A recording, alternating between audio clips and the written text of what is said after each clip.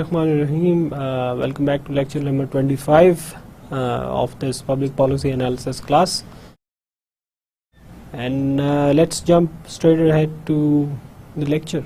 I won't say anything else as I usually do before the lectures. Let's jump straight ahead to the previous lecture and see what we did in the previous one. We went through further explanation of the game theory with examples. Of course, in the last lecture, at the very start, I again went through the graphical analysis of a quota and what it would do to the consumer and producer welfare, the overall welfare in a country. But besides that, the lecture was more about the game theory, and few of its examples, the games, like what kind of games are there: sequential games, games with two Nash equilibria, dominant strategies, one dominant strategy, and then we also went through, if you remember, we went through a game that had 3 players, not just 2, like in the Prisoner's Dilemma.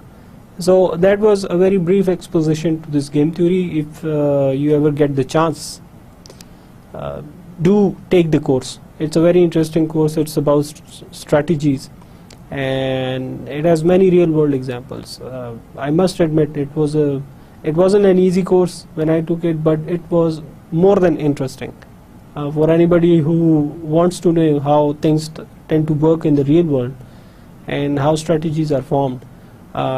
Taking this course, even an introductory one, I'm not saying take the advanced ones, take the introductory ones, it would do you a world of good. Then in the last, I asked you to go ahead and go through an article. I gave you this web link. It was an article published on the British Broadcasting Corporation's website, BBC's website, and it had to do with one of Australia's driest cities. It receives very low rainfall overall, and the rainfall over the years, in the last 10 years, as you would have read in the article, it has decreased further. So normally the kind of situation that we are so used to in our country is that when this kind of situation occurs, there is a drought, and then everybody starts running around and emergency procedures are elevated, emergency policies are made, and extra expenditure is made in this regard. So what I'm trying to say is that nobody is trying to think for the future over here. What kind of future are we looking at? And now in this case, in Perth, they recognize that there is already water scarcity, and the changing weather patterns have made it even more difficult to conserve water or to have more water, to store more water in dams or water aquifers. So they came up with these strategies. This is smart thinking. This is what I call smart thinking. This is smart management. If you have read the article, you would definitely have got the whiff of what management is all about, what governance is all about, and how very smartly they managed this water crisis over there. So what they did was, as you would have seen, 2 or 3 things in there, which I'm going to discuss briefly. One of the things that they did was that they took the water from, they established desalination plants. Although they were expensive, yes they are, but then again I can argue that the emergency procedures and the cost of lives due to no rains or no water when there is a drought, that is even more expensive than establishing desalination waters, which are, yes, they are quite expensive, but at least they provide water to you. At least they provide water to the people.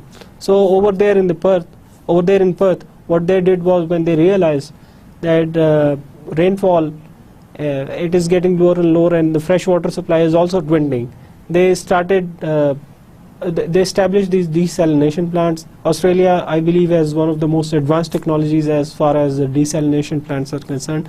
What the desalination plants do is take the water from oceans and seas Usually that is very salty water, not good for consumption, everyday consumption. But they took it from over there, and what desalination plant does is that it makes it usable for everyday use, for washing, for cleaning, for drinking. That is what the desalination plant does. Now, that is one thing they did. The other thing, as you would have read, that they did was that they dug up holes. They dug up holes where they replenish water into the ground. जो ज़्यादा पानी होता है उन्होंने ऐसे वो बनाए हुए खुदाई की हुई है ज़मीन के अंदर कि उस पानी को जो एक्स्ट्रा पानी है या जो पानी ज़ाया हो रहा होता है या फिर जो इस्तेमाल शुदा पानी होता है उसको दोबारा ग्राउंड में वो चला जाता है, ज़मीन के अंदर चला जाता है और वो खुद ही फिल्टर हो के फिर जो ज़मीन में पानी की मिकदार है वो रिप्लेनिश होती रहती है, वो एक जगह पे ही रहती है क्योंकि वो पानी उधर जा रहा होता है। और उसको ये मतलब वो यकीन इस चीज़ का वो यकीन वो करते हैं, नॉट यकीन मैं नहीं कहूँगा, सॉरी पॉज, इस चीज़ की वो अश्योरिटी करते हैं कि पानी जो है वो ज़ाया ना हो। और उन्होंने तरीका ये अपनाया हुआ है कि जो पानी मिसाल के तौर पर इस्तेमाल शुदा पानी जो है इस्तेमाल के बाद वो जो है कहीं नालियों में या गलियों में इस तरह बहता ना रहे और इधर उधर ज़मीन में चला जाए। उन्होंने बाकायदा पूरा एक सिस्टम बनाया हुआ है कि वो उस पानी को ज़्यादातर को वो उन होल्स की तरफ जो उन्होंने पूरे शहर के इर्द गिर्द बनाए हुए हैं उधर ले जाता है और फिर ज़मीन में जाता है जो कि फ़िल्टर होकर ऊपर आ जाता है कुदरती तौर पर। वहाँ पे उन्होंने रेत की मिसाल दी, they give the example of sand over there that acts as a natural filter for that water and cleans it. So every time there is this replenishment of water, then and the levels they stay the same. So this and other thing, another thing that they mentioned, they didn't discuss it in detail, but they've priced the water, and means that it's expensive to use the water. Now this. Although this is a problem too, that something is expensive, but believe me, as far as conservation is concerned, price mechanism can do wonders. Over here, since water is at least whenever it is provided, it's I believe it doesn't reflect the scarcity of water, the prices. यहाँ पे जो कीमतें हैं पानी की, जो पीने का पानी हो गया या इस तरह इस्तेमाल का पानी हो गया, वो रिफ्लेक्ट नहीं करती इस चीज़ को, वो इस चीज़ से वो हकीकत को रिफ्लेक्ट नहीं करती कि यहाँ पे पानी बहुत कम है। अगर उसको सही तरह कीमत लगाई जाती है, उसको मिसाल के तौर पे कहने की मैं ये कोशिश कर रहा हूँ, जहाँ पे कंजर्वेशन की बात आ रही है कि आपने पानी को कंजर्व करना है क्योंकि ऑलरेडी कम है, तो प्राइस मैकेनिज्म जो है वो इट्स ऑलमोस्ट मिरेकुलस, क्योंकि वो ये करता है कि जब आपको पता है ये इंसानी फितरत है, this is part of behaviour, that once when one thing gets expensive, people tend to change their behavior. They tend to be very conservative in its use. They tend to be innovative in its use. मुझे याद है कि जब हम लोग बचपन में हमें पानी की कोई कमी नहीं होती थी, सारा दिन पानी बह रहा होता था, पौधों को जा रहा है, इधर उधर फेंक रहे हैं, एक दूसरे खेल रहे हैं उसमें पानी में, पानी का कभी कोई हमने बिल का नहीं सुना था। लेकिन इसी शहर में जहाँ पे हम रहते हैं अब 20 साल बाद ये हालात है कि पानी मिलता नहीं है सख्त गर्मी में, पीने का तो छोड़े, टैंकर के लिए भी तलाश करने के लिए अच्छी खासी भागो दौड़ करनी पड़ती है।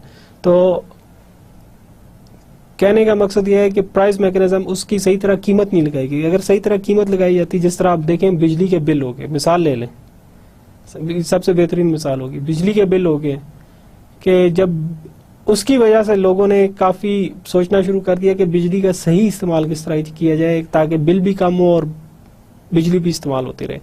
दे try to come up with innovative solutions, they try to come up with how to conserve on energy, how to conserve on electricity so that our bills we don't receive heavy bills but still make use of that thing.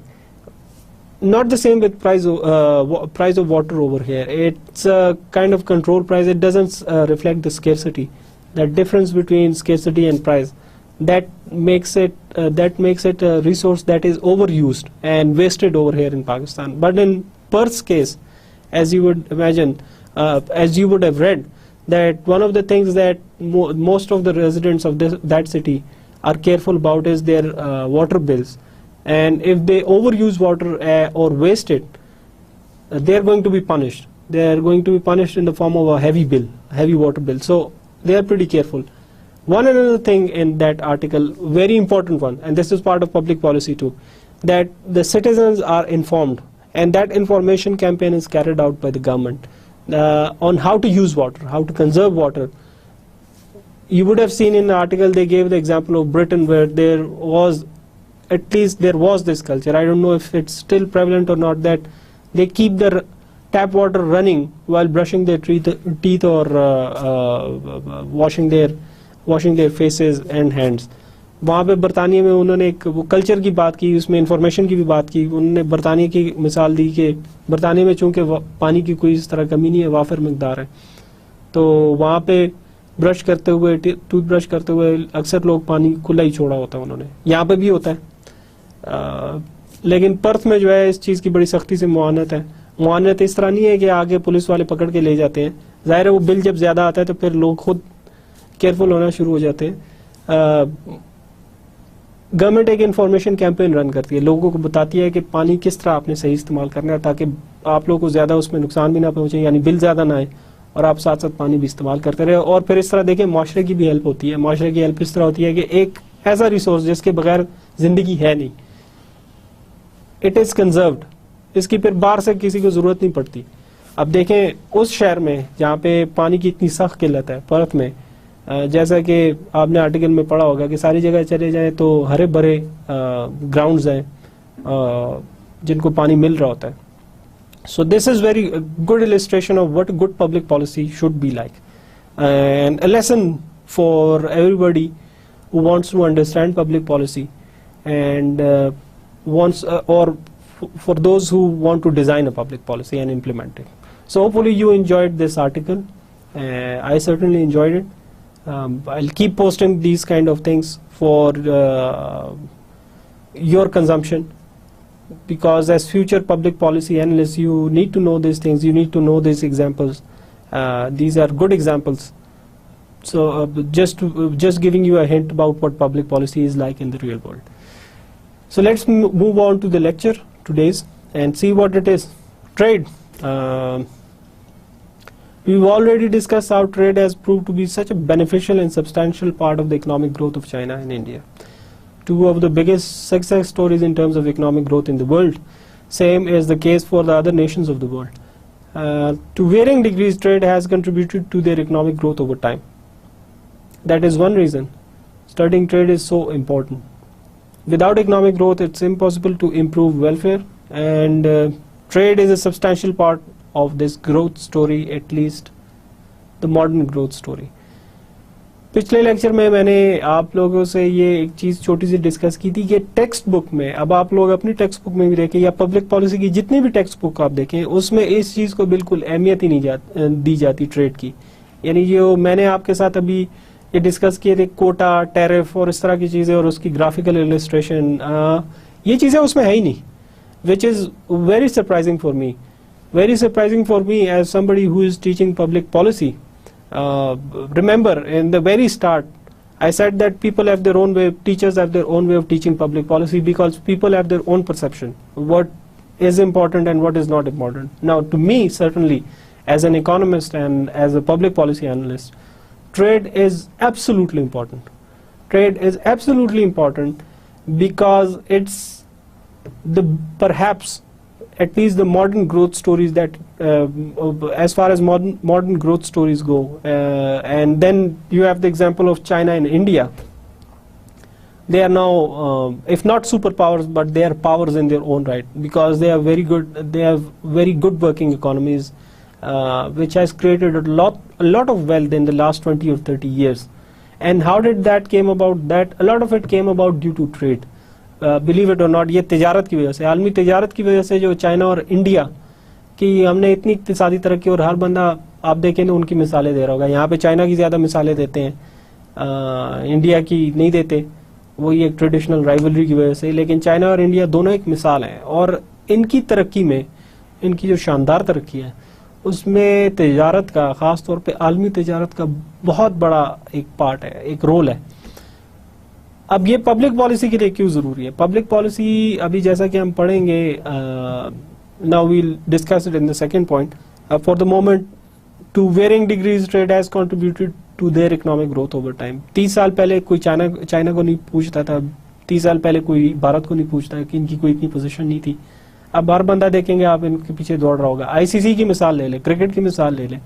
अब भारत वहां पे जो कुछ कहता है वही होता है. अभी उसका जो नया मेरे ख्याल में आईसीसी का प्रेसिडेंट इलेक्ट हुआ है वो भी इंडियन ही है. वजह क्या है, क्या हो गया इन 10 सालों में, आखिरी 10-15 सालों में हुआ यह है कि India became a wealthy country and it generates a substantial part of the revenue of International Cricket Council. That International Cricket accrues to International Cricket Council, and then that it uses to promote cricket. So definitely, if you can finance 70% or even 50% of organization's revenue, then you definitely have a powerful say in that. You have a powerful influence in that. So with the growth and that kind of influence would not have been possible without the growth of India's economy, and that growth of India's economy in turn would not have been possible without trade. And most of it is open trade, not free because there are tariffs, quotas and certain things like that, but they opened up. It was the 1990s. China opened up, gradually started opening up in the late 1980s. India started opening up in the early 1990s. And results for both of them have been miraculous to say the least. मैंने आपको एक और example दी थी NAFTA की, north American free trade agreement. ये 3 ममालिक के दरमियान है, मैक्सिको, अमेरिका, कनाडा. तकरीबन 20-25 साल हो गए ये ट्रीटी जो है वो इम्प्लीमेंट हुई थी. अभी एक जो रिसर्च हुई है उसमें ये साबित किया गया है कि इन तीनों ने इस फ्री ट्रेड एग्रीमेंट से बहुत फायदा उठाया, मुख्तलिफ तरीकों से. किसी ने सर्विसेज में उठाया, किसी ने इंडस्ट्री में उठाया, किसी की इंडस्ट्री अच्छी थी, किसी के पास लेबर बहुत ज्यादा थी. मैक्सिको के पास लेबर बहुत ज्यादा थी, तो जो कनाडा या अमेरिका में जरूरत होती थी तो वो उधर से लेबर चली जाती थी मैक्सिको से. कनाडा और अमेरिका के पास टेक्नोलॉजी बहुत अच्छी थी, वो मैक्सिको इस्तेमाल करता था अपनी इकोनॉमी के लिए, उसने इस्तेमाल की, उसने उसको इंपोर्ट किया. सिमिलरली गुड्स एंड सर्विसेज होगी, वो कनाडा की सर्विसेज अमेरिका से चली गई, कनाडा से चली गई, गुड्स इन दोनों ममालिक से चली गई तीसरे ममालिक. तो इस तरह ये जो एक फ्री ट्रेड फ्लो था, इसकी वजह से तीनों ममालिक को बहुत ज़्यादा फायदा पहुंचा. ये कम से कम ये जो लेटेस्ट रिसर्च है वो ये कहती है. Now the second point, the push for economic growth or the government program policies aimed at economic growth are perhaps the most important aspect of public policy. Yes, it is, without a doubt. If you have a good government and which is serious about implementing, or which is serious about the development of this country, then it has to come up with a plan for economic growth, how to expand the economy, how to develop the economy further. Put simply, governments aim to promote the welfare of the masses is the dominant aspects of governance in any country. Yes, we've discussed this before, and this aim is not achievable without exploiting the trade potential. Without economic growth, and economic growth is not possible, at least in the model world, without exploiting the trade potential. You can have economic growth, yes, but if you have it with trade, it is complemented by trade, then it is fast. It is more compared to if it were without trade. Therefore, following from economic growth, trade policy is part of public policy, aimed at enhancing the opportunities, income and thus welfare of the masses, as demonstrated by the graphical analysis in previous lecture. अच्छा, आप trade देखें, यहाँ पे public policy का इस तरह हिस्सा बन गई कि ये इकोनॉमिक ग्रोथ का हिस्सा है. It's a big part of economic growth, and economic growth is part of public policy, public discourse, or huge part of any governance, any dispensation that is in government, as demonstrated by the graphical analysis. So इसके enhancing the opportunities, income and thus welfare of the masses. देखें trade के साथ साथ जैसे जैसे economy expand करती है, economy बढ़ती है, इक्तिसादी तरक्की बढ़ती है, उसके साथ साथ मौके बढ़ते हैं, रोजगार के जरिए माश के मौके बढ़ते हैं. इनकम यानी आमदनी के मौके जो है वो बहुत ज़्यादा बढ़ते हैं, अपॉर्चुनिटीज़ बहुत ज़्यादा क्रिएट होती है, और फिर उसके फलाह बहबूद में इजाफा होता है. ज़ाहिर है जब अगर 10 बंदे बेरोज़गार हैं मिसाल के तौर पर, अगर किसी भी वजह से इकोनॉमी एक्सपेंड करती है, इक्तिसादी तरक्की होती है, नई नई इंडस्ट्री इस्टेब्लिश होती है, नए जो है सर्विसेज इंडस्ट्री इस्टेब्लिश होती है, और उसकी वजह से उन 10 लोगों को रोजगार मिलता है। अगर 10 को नहीं मिलता, चले 8 को मिल गया, तो जाहिर है फलाह बहबूद जो है ओवरऑल उसमें इजाफा हो गया। और ये चीज़ हमने वो ग्राफिकल एनालिसिस में भी पढ़ी थी जब हम वो कोटा और ट्रेड वगैरह की मिसाल पढ़ रहे थे, और वैसे भी जो ग्राफिकल एनालिसिस था जिसमें कंज्यूमर और सरप्लस, कंज्यूमर और प्रोड्यूसर सरप्लस की हमने बात की थी। सो मेरे लिए as a teacher of public policy, जो तिजारत की जब हम बात करते हैं, मेरे लिए ये क्रिटिकल एस्पेक्ट है, ये बहुत ही इंपॉर्टेंट है। तो किसी भी आपने पब्लिक पॉलिसी को एनालाइज करना है जिसमें इकोनॉमिक ग्रोथ की एनालिसिस भी होगी, याद रखें कि इक्तिसादी तरक्की की एनालिसिस भी होगी, और वो मसले जिसकी वजह से इक्तिसादी तरक्की नहीं होती। तो इक्तिसादी तरक्की का एक बहुत बड़ा हिस्सा जो है आजकल वो है तिजारत और आलमी तिजारत। ये आप रियलाइज करेंगे, इसमें मैं आपको अगर आर्टिकल पढ़ने को दूं या फिर इसके साथ साथ आप रीडिंग्स करें या आप खुद कोई रिसर्च पेपर्स इसमें 2-3 पढ़ें, शायद मैं आपको रीडिंग्स, कॉम्प्लीमेंट्री रीडिंग्स दे भी दूं इसके साथ, मोस्ट प्रॉब्ली होंगी भी, तो आपको ये अंदाजा होगा कि yes it is possible to have a good economic growth with which is in which trade plays a substantial part, and it can definitely work towards the masses of the increasing the welfare of the masses.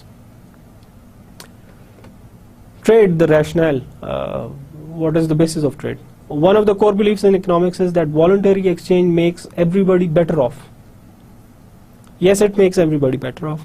International trade is an extension of this concept,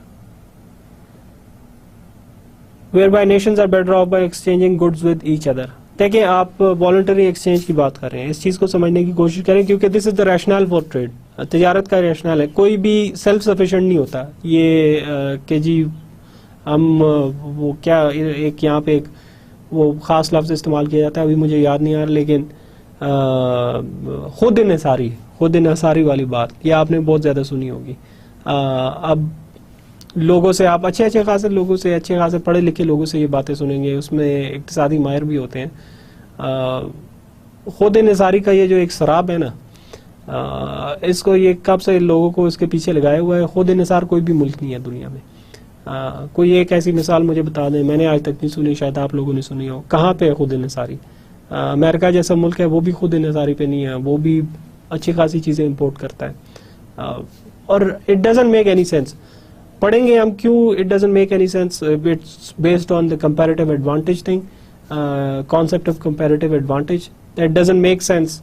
Even if one could, then it doesn't make sense that produce everything by yourself and don't trade with anybody. No, you can't just cut yourself off as a country like that. Even अपने आप एक शहर में देख लें, क्या शहर में यहाँ पे आप जहाँ पे भी रहते हैं, क्या आप सब कुछ खुद प्रोड्यूस करते हैं? आप किसी से अपना ताल्लुक वगैरह काट के दुनिया से आप खुद इन्हिसार हैं घर में कि सब कुछ खुद कर रहे हैं? नहीं, ऐसा नहीं होता।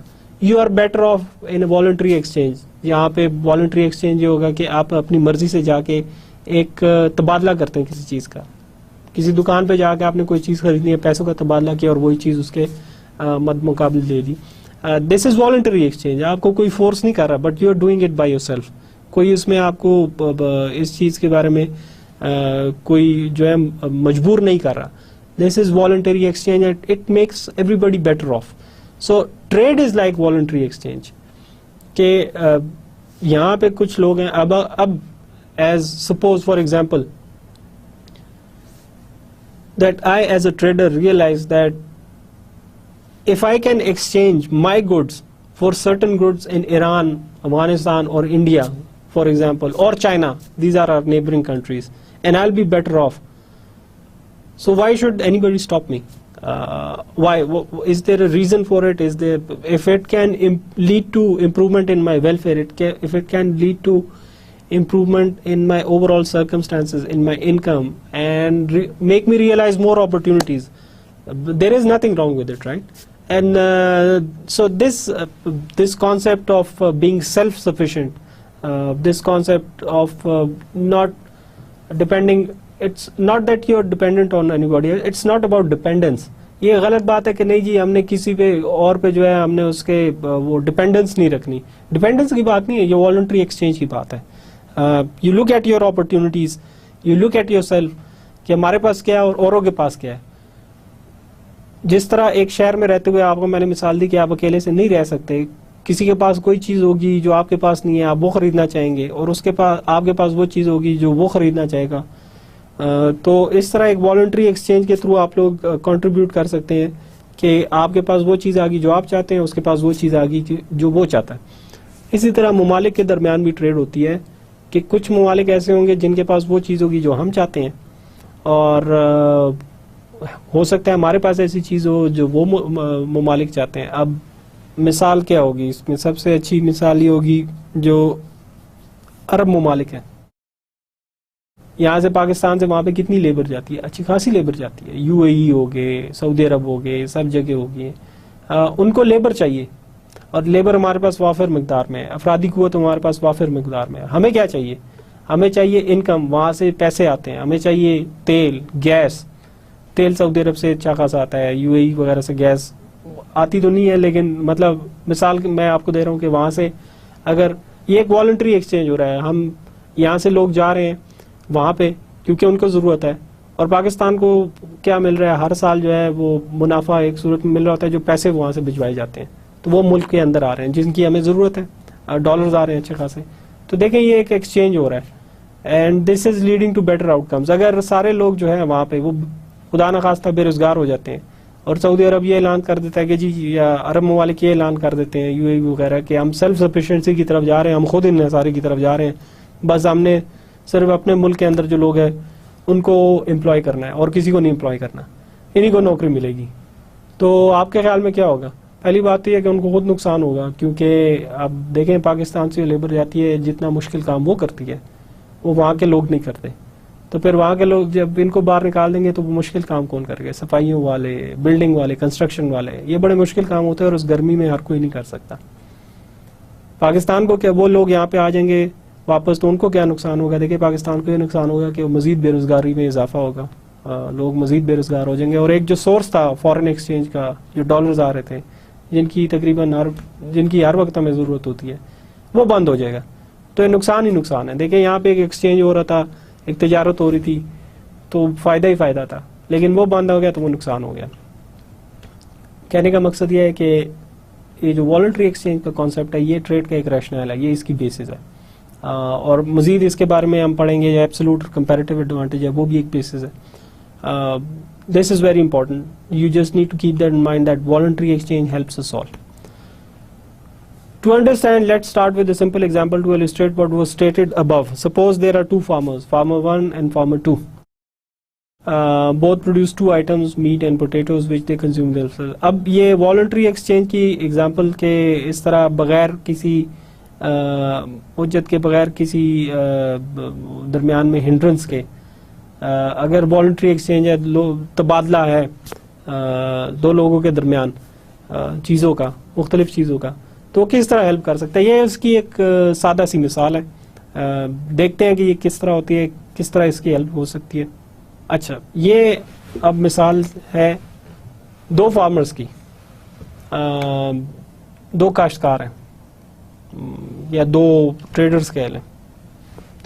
अब एक उसमें 2 चीज़ें ये प्रोड्यूस कर रहे हैं। दिस इज सिंपल एग्जांपल कि 2 चीज़ें वो प्रोड्यूस कर रहे हैं, गोश्त और आलू। ठीक है जी, तो 1 केजी उनको, जो 1 किलो गोश्त और 1 किलो आलू प्रोड्यूस करने में उनको कितना टाइम लगता है? जो पहला वो है फार्मर है, उसको 1 किलो गोश्त प्रोड्यूस करने में 30 मिनट लगते हैं, दूसरे को 10 मिनट लगते हैं। जहाँ पे आलू की बात आ गई तो पहले वाले को 1 किलो आलू प्रोड्यूस करने में 10 मिनट लगते हैं, दूसरे वालों को 15 मिनट लगते हैं। So what would they be producing in 10 hours, in 5 hours? What will be their consumption bundle without trade and with trade? अब अगर 10 घंटे में वो कितना प्रोड्यूस करते हैं, फिर 5 घंटे में वो कितना प्रोड्यूस करते हैं, और फिर अगर वो एक दूसरे के साथ एक्सचेंज करें या ट्रेड करें, एक दूसरे के साथ तजारत करें चीज़ों की, तो क्या वो बेहतर रहेंगे या बेहतर नहीं रहेंगे? उनको नुकसान रहेगा। देखते हैं कि क्या होता है। ना ओवर हेयर, एक मिनट ये मैट्रिक्स देख लेते हैं। 30, 10, 10 और 15। मैट्रिक्स क्या कहता है जी कि ये हो गया 30, 10, 10 और 15। इसी तरह ही है, हाँ जी इसी तरह ही है। ये हो गए पोटैटोज और ये हो गया मीट।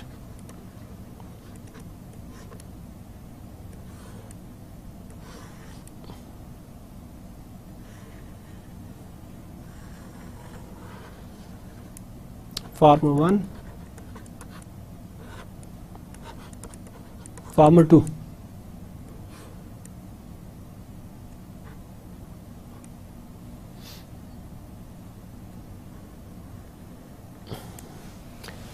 अभी हम बात करें कि ये 1 केजी जो है, 1 किलो इन दोनों चीजें का, वो दोनों कितना प्रोड्यूस कर सकते हैं इस टाइम में। उसको उनको 1 केजी प्रोड्यूस करने में, 1 किलो प्रोड्यूस करने में कितना टाइम लगता है। ये एक को 30 मिनट लग रहे थे, दूसरे को 10 मिनट और 15 मिनट। फिर यहाँ पे ये सवाल पूछा गया हाउ मच इन 10 घंटे में वो कितना प्रोड्यूस कर सकते हैं, हाउ मच इन 10 आवर्स। यहाँ पे मैं लिख देता हूँ 10 आवर्स का जो ब्रैकेट होगा, ये हो गया फार्मर 1, ये हो गया फार्मर 2,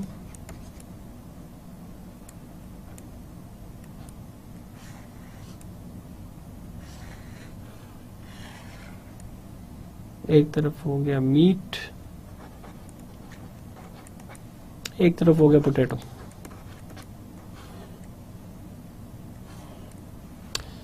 अच्छा देखिए, अब अगर फार्मर 1 को 1 किलो गोश्त जो है वो प्रोड्यूस करने में 30 मिनट लग रहे थे, तो इसका मतलब ये हुआ कि 1 घंटे में वो 2 किलो गोश्त प्रोड्यूस कर सकता है। तो 10 घंटे में वो कितना प्रोड्यूस करता है। 10 घंटे में सिंपली ये है कि उस 2 किलो को 10 से ज़रब दे दें आप, तो 20 केजी हो जाएगा, वो 20 किलो हो जाएगा। ठीक है जी। इसी तरह आप इसी मंतक को इस्तेमाल करें, इसी लॉजिक को इस्तेमाल करें, तो अगर वो 10 मिनट में फार्मर, जो दूसरा फार्मर है वो अगर 10 मिनट में 1 किलो गोश्त प्रोड्यूस कर सकता है, तो 60 मिनट में वो कितना किलो, 6 किलो प्रोड्यूस कर सकेगा। और उसी 6 को आप 10 से ज़रब दे दें, क्योंकि हम यहाँ पे ये 10 घंटों की बात कर रहे हैं, तो ये 60 केजी आ जाएगा। सिमिलरली यहाँ पे आप जाएं तो यहाँ पे भी 60 आ जाएगा। इसी मंतक से चलते जाएं। और ये 15 है, 15 अगर 15 मिनट में 1 किलो वो आलू प्रोड्यूस कर सकता है फार्मर 2, तो इसका मतलब है कि 60 मिनट में वो 4 किलो प्रोड्यूस कर सकता है। और 4 को 10 से ज़रब दें तो ये आ जाएगा 40 केजी।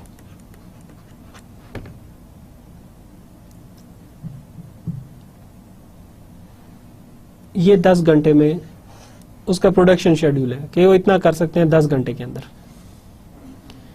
अब उसके बाद मैंने बात की कि वो 5 घंटे के अंदर कितना कर सकते हैं, इन 5 आवर्स।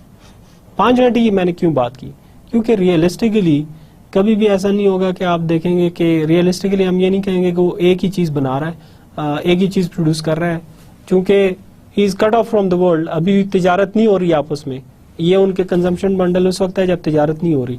तो हम बात कर रहे हैं कि वो दोनों चीज़ें खाना चाहेगा। वो सिर्फ गोश्त पे, दोनों जो है वो सिर्फ गोश्त या आलू पे गुजारा नहीं कर सकते। वो चाहेंगे कि गोश्त भी हो आलू भी हो। मतलब आप हर रोज़ एक सब्जी या एक चीज़ नहीं खाते। दिस इज़ द रियलिटी, हम सब के लिए है। तो इसी तरह इनके लिए भी ये रियलिटी है अभी। लेकिन केस ये है कि वो एक दूसरे से तिजारत नहीं कर रहे, there is no voluntary exchange. अब अगर हम कहते हैं कि अब वो दोनों चीज़ें खाना चाहेगा डेफिनेटली, तो 10 घंटे अगर टोटल वो दिन में काम करता है, तो 5 घंटे वो एक चीज़ पे लगाएगा, 5 घंटे वो दूसरी चीज़ पे, 5 घंटे वो लगाएगा आलू की प्रोडक्शन पे, 5 घंटे वो लगाएगा गोश्त की प्रोडक्शन पे, which is a realistic assumption. तो 5 घंटे में जो है ये चीज़ फिर क्या बन जाएगी। 5 घंटे में इन चीज़ों को ज़ाहिर फिर आधा कर लें तो आपका कंजम्पशन बंडल जो आ जाएगा 5 घंटे में वो होगा 10 केजी। इनको सबको हाफ कर लें, 30 केजी।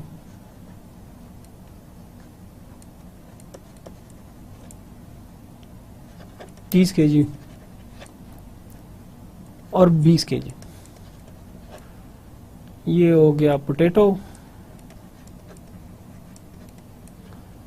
ये हो गया मीट।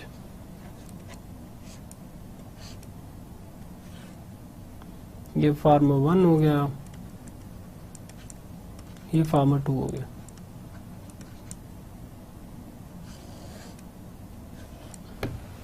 होपफुली ये इधर तक तो आप लोगों को कोई मसला नहीं होगा, समझ आ गई होगी आपको आराम से कि मैं क्या कहना चाह रहा हूं इसमें। अब ये बात हो रही है, यहां तक जितनी भी बात हुई है ना जी, ये हुई है विदाउट ट्रेड।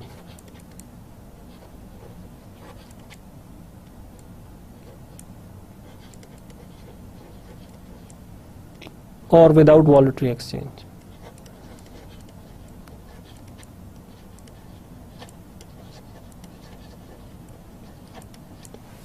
अब हम आ जाते हैं जब वॉलेंट्री एक्सचेंज होता है, जब एक दूसरे के साथ दोनों तजारत करते हैं। सपोज एक फार्मर दूसरे के पास आता है, वो कहता है कि देखो ऐसा करते हैं कि बजाय इसके कि हम दोनों जो हैं दोनों चीज़ें प्रोड्यूस करने की कोशिश करें, कि हम गोश्त भी प्रोड्यूस करने की कोशिश करें और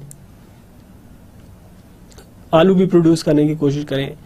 एक काम करते हैं कि या तो तुम गोश्त पे कंसंट्रेट करो और मैं आलू पे कंसंट्रेट करता हूँ, या अदर वे अराउंड के मैं आलू पे कंसंट्रेट करूँ तुम गोश्त पे करो। इस तरह हम दोनों जो है ज्यादा मिकदार में खा सकते हैं इसके मुकाबले में जो यहाँ पे हम कंजम्पशन कर रहे हैं। अब वो कहेगा कैसे, फार्मर 2, सपोज फार्मर 1 आके उसके पास ये तजवीज़ देता है कि जी हम वॉलंटरी एक्सचेंज करते हैं, हम तिजारत करते हैं एक दूसरे के साथ, इस तरह हम दोनों को ज्यादा खाने को मिल जाएगा बजाय इसके कि अभी जो हम खा रहे हैं कि आधा टाइम हम इस पे लगा रहे हैं, आधा टाइम हम इस पे लगा रहे हैं, टोटल टाइम में से। फार्मर 2 ये पूछ सकता है कि वो कैसे, इस चीज की मुझे डेमोन्स्ट्रेशन करवाओ। वो इस तरह कि फार्मर 1 कहेगा कि let you be concentrating on, अब इस तस्वीर को देखें, इस मैट्रिक्स को देखें कि फार्मर 2 जो है वो क्या चीज ज्यादा पैदा, फार्मर 1 क्या चीज ज्यादा पैदा कर रहा है, पोटैटोस। फार्मर 2 क्या चीज ज्यादा पैदा कर रहा है, 60 kg मीट। तो farmer 1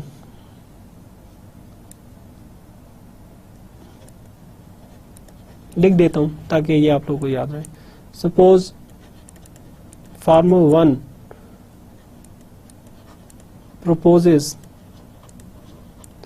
to farmer 2 that let us do voluntary exchange,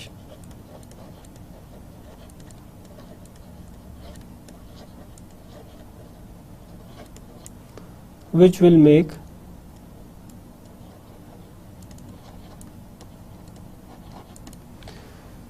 both of us better off।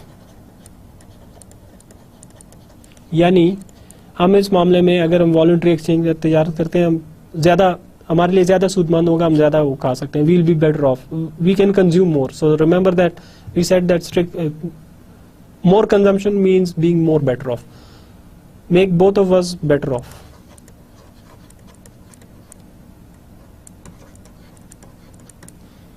How, ये फार्मर 2 ये सवाल पूछ सकता है कि वो कैसे, ये फार्मर 2 सवाल पूछ सकता है। फार्मर 1 उसको ये जवाब देगा, इस चीज को मद्देनजर रखते हुए फार्मर 1 आंसर, और वो किस चीज को मद्देनजर रख रहा है फार्मर 1, इस चीज को मद्देनजर रख रहा है, उसने ये चीज देखी है। वो ये कह रहा है कि let me concentrate my time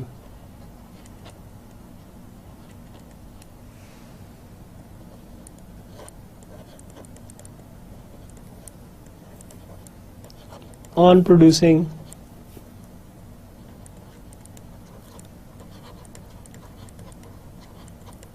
potatoes and you concentrate on producing meat।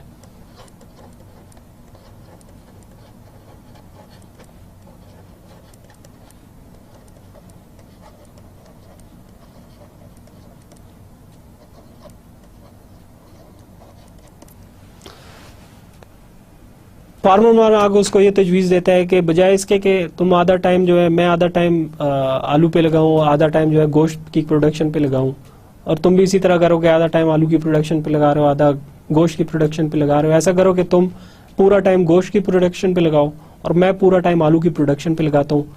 फिर हम तजारत के जरिए, बामी तजारत के जरिए, वॉलंटरी एक्सचेंज के जरिए हमें ये पता, हम लोग जो है जो अभी कंज्यूम कर रहे हैं, यानी ये इससे ज्यादा कंज्यूम कर सकते हैं।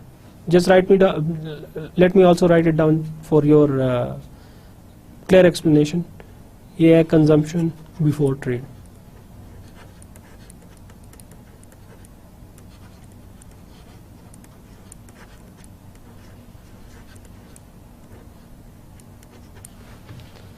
अब फार्मर 2 कहते हैं वो कैसे, वो इस तरह होगा कि देखें जनाब, आपने यहाँ पे 60 केजी जो, अगर वो पूरा टाइम 10 घंटे जो काम करता है, फार्मर 1 60 केजी पोटैटो प्रोड्यूस करता है और उसमें से वो 25 केजी दे देता है फार्मर 2 को।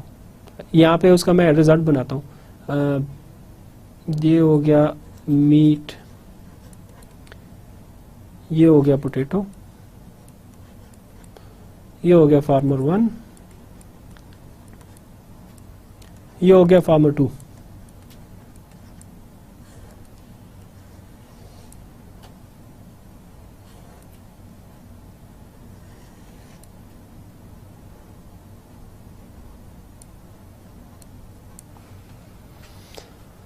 अब देखेंगे यहाँ पे उसने अपना क्राइटेरिया फार्मर 1 ने क्या रखा हुआ, वो इस चीज को देख रहा है कि हम 10 घंटे में दोनों अगर सिर्फ एक चीज पे टाइम लगाएं तो कितना प्रोड्यूस कर सकते हैं। अब फार्मर 1 जो है वो 60 केजी प्रोड्यूस कर रहा है, वो कहता है कि इस 60 केजी में से मैं, फार्मर 2 को जो प्रपोज करता है वो, इस 60 केजी में से मैं तुम्हें 25 केजी दे देता हूं, यानी फार्मर 2 की कंजम्पशन हो जाएगी 25 केजी उसको मिल रहा है।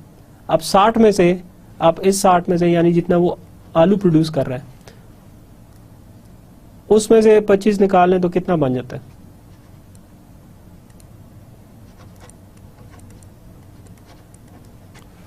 ₹35 केजी उसके पास रह जाता है। सिमिलरली उसकी ये भी प्रोपोजिशन होती है कि जो 60 केजी आप गोश्त प्रोड्यूस कर रहे हो उसमें से आप मुझे सिर्फ 25 केजी अगर दे दो, यानी फार्मर 2 अगर फार्मर 1 को 25 केजी गोश्त दे दे इस 60 केजी में से, तो क्या बचता है उसके पास, 35 केजी गोश्त बच जाता है। तो ये जो सूरत हाल है ये सारी with trade, with voluntary exchange, जब आप तजारत करते हैं। अब आप इस सूरत हाल का सारी का मुआवजा करें इधर से, जो कि उसका कंजम्पशन बंडल है। देखिए पहले वो कितना कंज्यूम कर रहा था फार्मर 1, मीट वो कंज्यूम, गोश्त वो कंज्यूम कर रहा था 10 केजी, अब वो कितना कर रहा है कंज्यूम, अब वो कर रहा है 25 केजी कंज्यूम कर रहा है। तो यहाँ पे कितना उसको इजाफा हुआ, गोश्त की कितनी ज्यादा मिकदार उसको मिल गई, 15। फार्मर 2 जो है वो कितना पहले गोश्त कंज्यूम कर रहा है, कितना गोश्त खा रहा है, 30 केजी, कितना जो उसका कंजम्पशन बंडल है 30 केजी वो खा रहा है। अब यहाँ पे उसके पास कितना बच गया, 35 केजी, यानी यहाँ पे उसको इजाफा हुआ 5 केजी का, उसने इजाफा रियलाइज किया 5 केजी का गोश्त में। ठीक है जी। इसी तरह आप इस तरफ आ जाएं, आलूओं की तरफ आ जाएं, नॉट आलूज बट आलूओं की तरफ आ जाएं। ये 35 केजी आलू बचे, पहले वो कितना कंज्यूम कर रहा था फार्मर ए, यहाँ पे देखिए 30 केजी वो कंज्यूम कर रहा है, यहाँ पे वो 35 केजी उसके पास रह जाता है। इसके बावजूद के हालांकि वो फार्मर 2 को आलू उसमें से 25 किलो दे देता है, तो ये पहले के मुकाबले में 5 गुना ज्यादा आलू हो गए। अब ये 25 केजी है उसके पास, फार्मर 2 के पास आलू रह गए, पहले वो कितना कंज्यूम कर रहा था, ये 25 केजी उसको फार्मर 1 ने जो दिए, उसके फिर भी यहाँ पे देखें कितने आ गए, जमा 5। तो यहाँ पे नेगेटिव कोई नहीं है। आप देखेंगे कि with trade, with voluntary exchange, तिजारत के साथ उसका कंजम्पशन बंडल इंक्रीज हो गया, वो पहले से ज्यादा एक चीज खा रहा है। और टोटल देखें इसमें एडिशन उनकी कंजम्पशन सेट में 5, 5, 5, 15, तो दैट इज +30।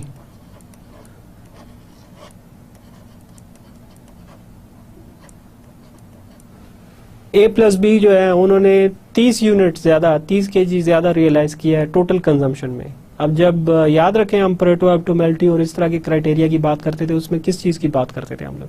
इसमें ये बात करते थे कि सोसाइटी का ओवरऑल वेलफेयर किस चीज़ में है, कैसे इंक्रीज की जा सकती है। तो डेफिनेटली आप यहाँ पे देखें, जब तिजारत हो रही है और वॉलंटरी एक्सचेंज हो रही है तो क्या हो रहा है कि 30 यूनिट ज़्यादा कंज्यूम हो रहे हैं, तो जाहिर है कि वेलफेयर में भी ए और बी दोनों की इजाफा हुआ है। This is voluntary exchange and this is what it does to consumption. तो हो रहा है यहाँ पे ये है कि जनाब आपके जो कंजम्पशन सेट है it has expanded. When consumption set expends that means that you are able to consume more, you are able to afford more, and that means an improvement in welfare, strictly speaking from the welfare sense. अब इसको किस तरह represent किया जा सकता है? अब इसमें एक मिसाल मैं आपको देता हूँ, फिर वो X axis Y axis simple सा आ गया। अगर बिफोर ट्रेड किसी भी इकोनॉमी की पैदावारी सलाहियत जो है वो उसको रिप्रेजेंट किया जाता है प्रोडक्शन पॉसिबिलिटी फ्रंटियर से, वो इस तरह होती है, ये होती है पीपीएफ, इसे कहते हैं पीपीएफ, प्रोडक्शन पॉसिबिलिटी फ्रंटियर।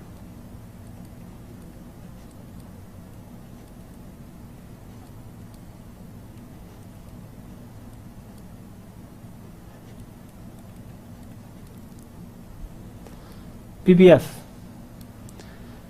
ये तिजारत से पहले सपोज ये एक पीपीएफ है। अब इन दोनों के केस में, फार्मर ए और फार्मर बी के केस में, तिजारत के बाद क्या होता है? तिजारत के बाद चूंकि उनका कंजम्पशन सेट बढ़ जाता है, ज्यादा वाफिर मिकदार में एक चीज अवेलेबल है, तो ये जो है ये बार की तरफ चली जाएगी, ये बढ़ जाएगी। This would be our new production possibility frontier that is a depiction of the fact that there are 30 more units for consumption than they were before when there was no trade. ये बार की तरफ चली जाती है, production possibility frontier. सो इस चीज से हमने क्या सबक हासिल किया? What did we learn from this example? We learned that when the two farmers over here, they are not trading with each other and spending their time producing different things, giving half time to meat, giving half time to potato, then they end up worst off in the sense that there is a possibility of consuming more, of realizing more consumption. And how would that come about? That would come about if they trade with each other and produce what they are good at. So farmer 1 was good at producing potatoes because he can produce more potatoes than farmer 1 in 10 hours. And farmer 2 was better at producing meat because in 10 hours he can produce more meat than farmer 1. So if now in our example, farmer 1 came up to farmer 2 and proposed that how about a voluntary exchange so that we'd realize excess consumption, and farmer 2 asked how would that be possible. And this is an illustration how he illustrated hypothetically. That's how farmer 1 would tell him that this is how we'd realize an exchange, an increase in consumption with exchange. So hopefully this you got this example, you got the grasp of it, you got the rationale of what it is. This is true of nations too. Instead of farmer 1 and farmer 2, you can put country A and country B, and this would still remain true. And I gave you the example of China and India, but not just China and India. Look at every country that has had economic growth over the years and has been trading with other nations. What does happen to its consumption set? Its consumption set increases. And as the consumption set increases by the criteria of welfare, when there is more to be consumed rather than less to be consumed, the welfare also increases. So hopefully this simple example was good enough to make you understand what voluntary exchange is and why is it important. So let's move on to the next one. Clearly the above table illustrates that both farmers are better off when they trade with each other. In other words, they can add to their consumption by trading, and that is the very essence of trade. Expansion of consumption opportunities or consumption possibilities. As I just mentioned before, we can easily expand the above analysis to countries around the globe. Like Farmer 1 and Farmer 2 countries can expand their consumption choices by trading with other countries. Now we move on to now that we've understood that voluntary exchange can be beneficial, using that example that I just outlined. Let's move towards the concept of absolute advantage, comparative advantage, and specialization. The concept and discussion of trade would be incomplete without the discussion of absolute and comparative advantage. Absolute advantage in terms of trade relates to the total quantity produced. Absolute advantage की जब हम यहाँ पे बात कर रहे हैं तो absolute advantage trade में उसके पास होता है जो कि एक चीज़ ज़्यादा प्रोड्यूस कर सकता है दूसरे मुल्क के मुकाबले. एक मुल्क जो दूसरे मुल्क के मुकाबले में एक ख़ास चीज़, एक ख़ास प्रोडक्ट ज़्यादा प्रोड्यूस कर सकता है, तो उसको एब्सोल्यूट एडवांटेज है. मिसाल के तौर पे पाकिस्तान और ईरान का आपस में क्या, इन दोनों के क्या एब्सोल्यूट एडवांटेज है? पाकिस्तान को एब्सोल्यूट एडवांटेज है गंदम में. गंदम यहाँ पे अच्छी खासी वाफिर मकदार में प्रोड्यूस होती है. ईरान में इतनी गंदम नहीं प्रोड्यूस होती. ईरान को किस चीज़ में एडवांटेज है? एब्सोल्यूट एडवांटेज तेल और गैस की पैदावार में. तेल और गैस वहाँ पे वाफिर मकदार में मौजूद है. वो उसकी टोटल जो आउटपुट है वो पाकिस्तान से कहीं ज़्यादा है. सो इस तरह ये दोनों के एब्सोल्यूट एडवांटेज है. In the above example, farmer 1 has an absolute advantage in the production of potatoes. He produces more, while farmer 2 has an absolute advantage in the production of meat. Yet even if a country has an absolute advantage, now this is important, in the production of everything, it may still choose to produce only a certain amount of goods and import other goods from other countries. The reason is comparative advantage. बेशक वो एक चीज़ बहुत ज़्यादा मिकदार में produce करें, एक दूसरे से ज़्यादा मिकदार में प्रोड्यूस करें, लेकिन आपने देखा कि अभी भी जो ऊपर की मिसाल थी कि दोनों एक दूसरे से ज़्यादा एक चीज़ प्रोड्यूस कर रहे थे, लेकिन फिर भी दोनों ने जब एक्सचेंज किया, दोनों ने तिजारत शुरू की, तो वो चीज़ ज़्यादा बढ़ गई, कंजम्पशन सेट ज़्यादा हो गया.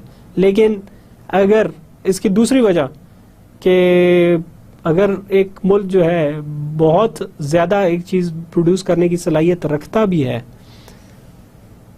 लेकिन फिर भी वो ना प्रोड्यूस करना चाहे, बल्कि उस चीज़ को वो जो है उसको ना प्रोड्यूस करे, उसको ज़्यादा बल्कि उस पर कंसंट्रेट करे कि इंपोर्ट करे, किसी और मुल्क से मंगवा ले, वजह उसकी क्या होगी, मंतक उसकी क्या होगी? वो होगी comparative advantage. It has to do with comparative advantage. So let's go ahead and see what comparative advantage is. In economic terminology, comparative advantage is derived from the concept of opportunity cost, which is the cost of next best alternative. Opportunity cost के बारे में आप already पढ़ चुके हैं. Comparative advantage होता है वो opportunity cost पे ही बेस होता है. In simple words, when people look at comparative advantage and opportunity cost, they think in terms of cost. A country has a comparative advantage in a product if it can produce that product at a lesser cost, lesser relative cost than others. अब इसमें सिर्फ हम इस चीज़ की हम total production को नहीं देख रहे, जैसा कि हम एब्सोल्यूट एडवांटेज में देखते हैं. कंपैरेटिव एडवांटेज में आप अपॉर्चुनिटी कॉस्ट देखते हैं कि what is the cost of producing a certain product. Give you the example of Pakistan and Iran. Pakistan would, when it comes to comparative advantage, Pakistan would use the calculation that what does it cost us, hypothetically I'm saying, what does it cost us to produce this much wheat, and Iran would be making its own comparison that what does it cost us to produce all this oil and gas. That is the opportunity cost that they are using. The concept of comparative advantage was first discussed by David Ricardo, an economist and member of the British legislature in the 19th century. David Ricardo एक बहुत मशहूर economist था, जो हमने एक याद करें कि केटरस पैराबस की assumption पढ़ी थी कि जी all everything else remaining constant. वो केटरस पैराबस जो है वो डेविड रिकार्डो ने ही अपनी इकोनॉमिक्स की टेक्स्ट बुक में इंट्रोड्यूस करवाया था. An implication of this concept is that countries should produce that good in which their opportunity cost is low.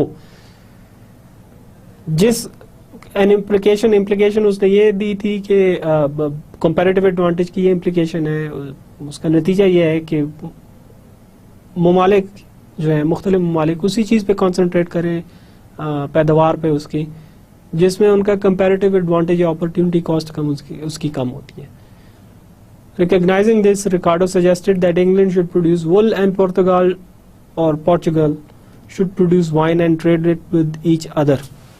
उस वक्त उसने ये प्रपोज किया था बेस्ड ऑन कंपैरेटिव एडवांटेज के बजाय इसके कि इंग्लैंड जो है वो वुल भी प्रोड्यूस कर रहा है और वाइन भी प्रोड्यूस कर रहा है, मशरूब जो है,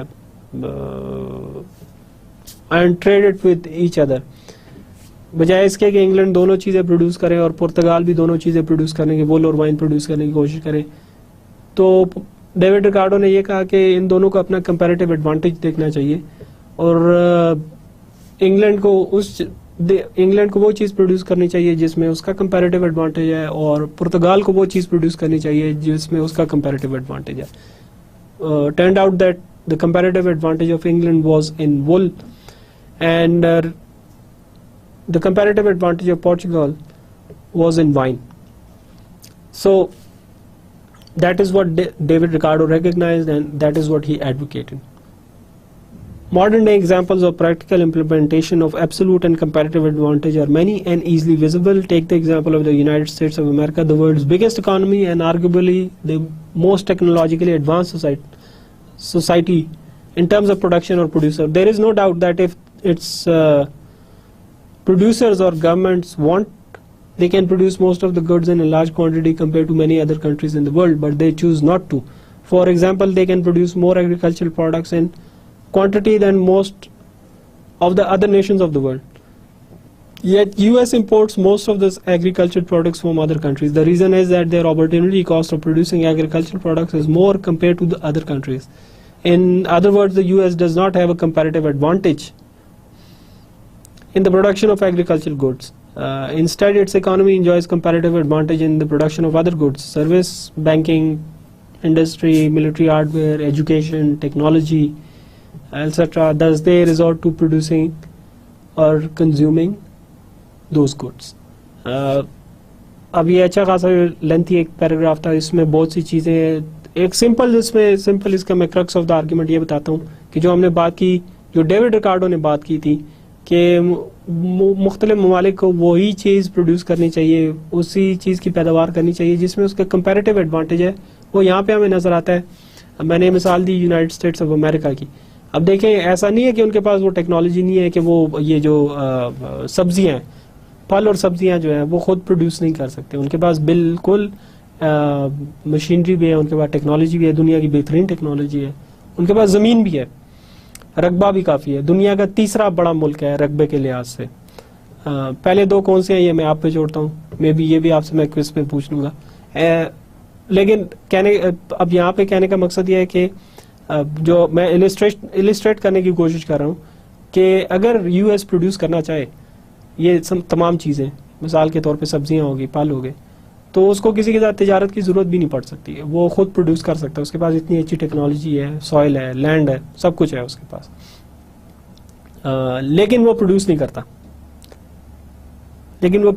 बजाय इसके वो जो सब्जियां वगैरह है वो साउथ अमेरिका से आ रही होती हैं, मैक्सिको वगैरह से आ रही होती हैं, और फ्रूट वगैरह भी जो है दुनिया भर से चाइना से आ रहे हैं, इंडिया पाकिस्तान से आ रहे हैं, वो खुद नहीं प्रोड्यूस करता उसको. मुझे याद है कि जब मैं खुद होता था वहाँ पे यूनाइटेड स्टेट्स में, तो जगह की मैं बात कर रहा हूँ. अक्सर लोगों को ये गलत फहमी है कि शायद जगह नहीं है या मौसम साजगार नहीं है, ऐसी कोई बात नहीं है. एक शहर से दूसरे शहर जब मैं जाता था, अब यहाँ से एक शहर से, और छोटे छोटे शहरों की बात कर रहा हूँ मैं, बड़े शहरों की बात नहीं कर रहा कि जिस तरह यहाँ पे इस्लामाबाद, रावलपिंडी, इस्लामाबाद, लाहौर, कराची हो गए, नहीं, छोटे छोटे शहर हो गए. एक जगह से दूसरी जगह जब मैं जाता था, यहाँ से एक जगह से दूसरी जगह जाएं तो आपको खाली जगह कम ही नज़र आएगी, सारी सर नज़र आएंगे, इतनी आबादी है, और ज़मीन भी कम ही नज़र आएगी बीच में, क्योंकि आस्ता आस्ता जैसे आबादी बढ़ती जा रही है वो ज़मीन गॉबल अप होती जा रही है. लेकिन जहाँ पे जब मैं ट्रैवल करता था, जहाँ पे मेरी यूनिवर्सिटी से, वहाँ से मैं जाता था शिकागो, उसके दरमियान में ही छोटे छोटे शहर आते थे, दरमियान में ज़मीनें वाफर मकदार में खाली पड़ी हुई है, ताहद नज़र कुछ भी नहीं होता था, उस पर कोई प्रोडक्शन नहीं हो रही होती थी. अब वजह क्या है? क्या यूएस उसको इस्तेमाल नहीं कर सकता उन ज़मीनों को प्रोडक्शन के लिए? बिल्कुल कर सकता है, लेकिन उसका फ़ायदा कोई नहीं है, और वजह है उसकी यह है कि कंपैरेटिव एडवांटेज की कैलकुलेशन है. अब कंपैरेटिव एडवांटेज क्या है, यहाँ तक कि आपको एक बड़ी, कहते हैं बात से बात निकले, तो आपको एक बड़ी इंटरेस्टिंग मिसाल देता हूँ।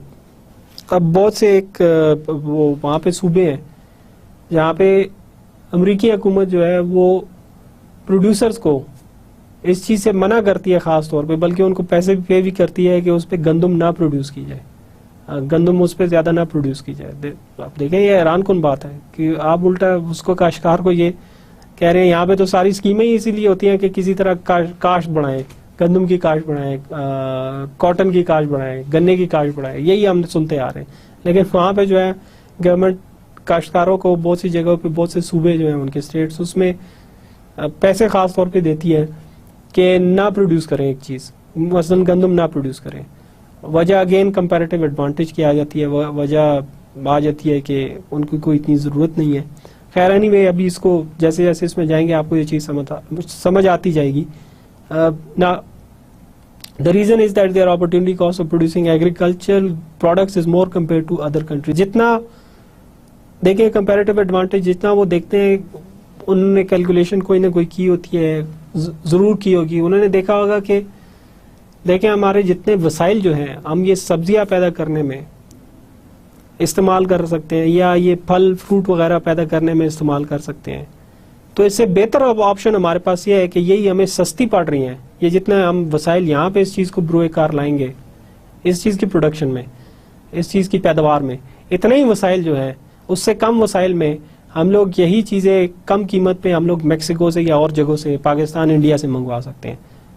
तो उन्होंने अपनी अपॉर्चुनिटी कॉस्ट देखी, उनका नेक्स्ट बेस्ट अल्टरनेटिव उन्होंने देखा कि हमारा फिर एडवांटेज कहाँ पे, हम कहाँ पे आगे हैं। उन्होंने देखा कि हम टेक्नोलॉजी में आ गए हैं, हम मिलिट्री टेक्नोलॉजी में आ गए हैं। वो बेहतरीन एयरक्राफ्ट बनाते हैं। पाकिस्तान ज़ाहिर है उनसे F-16 वगैरह खरीदे हुए हैं हमने, उससे बहुत सा मिलिट्री हार्डवेयर खरीदा हुआ है, बेहतरीन मिलिट्री टेक्नोलॉजी। अब मिसाल आपको दे रहा हूँ, और भी उनके बड़े एडवांटेज हैं। ओवरऑल टेक्नोलॉजी उनके पास अच्छी है, एजुकेशन सिस्टम उनका दुनिया का बेहतरीन समझा जाता है, यूनिवर्सिटीज़ उनकी बेहतरीन है, हमेशा टॉप रैंकिंग्स में होती हैं। तो ये उनके एडवांटेजेस है। Comparatively they are comparing opportunity cost.